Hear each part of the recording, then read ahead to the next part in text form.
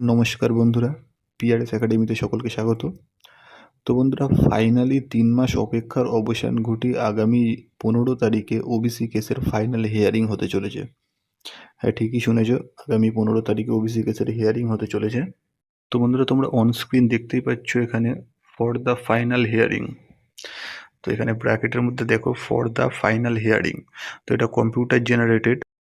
তো এই ডেটে হিয়ারিংটা হবে। তো এই ফাইনাল হিয়ারিংটা হওয়ার কারণ হচ্ছে সুপ্রিম কোর্ট থেকে রায় দিয়ে দিয়েছে।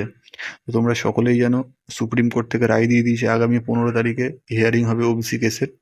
তো সবাইকে একটা কথাই বলে রাখি যে কদিন আগে যে লিস্টটা বেরিয়েছিল ওবিসি কেসের, ৪৮টা না ৪৯টা কাস্ট নিয়ে যে লিস্টটা বেরিয়েছিল ওবিসি কেসের, তো সেটা থাকছে না, মানে ওই লিস্টটা টোটালি বাদ করে দিয়েছে। ওবিসি এবার হিয়ারিংটা হবে ২০১০ সালের প্যানেল অনুযায়ী।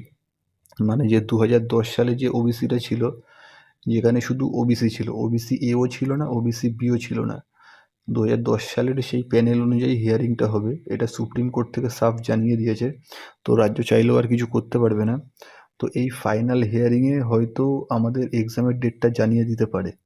আর যদিও বা এক্সামের ডেটটা না জানায়, তো নেক্সট যে হিয়ারিংয়ের ডেট আসবে সেই হিয়ারিংয়ের ডেটে আগে থেকেই জানিয়ে দেবে যে এই হিয়ারিংয়ের ডেটে জানানো হবে আমাদের এক্সাম ডেট।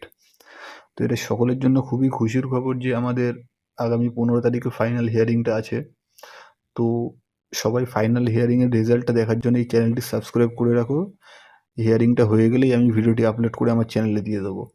তো বন্ধুরা, তোমাদের সকলকে আমি একটাই কথা বলবো যে প্রিপারেশানটা সবাই কন্টিনিউ করো। কারণ ডেট হয়তো পিছিয়ে যাচ্ছে, এখন হচ্ছে না, পরে হচ্ছে না, কিন্তু আস্তে আস্তে কিন্তু দিনটা অনেকটা এগিয়ে এসেছে।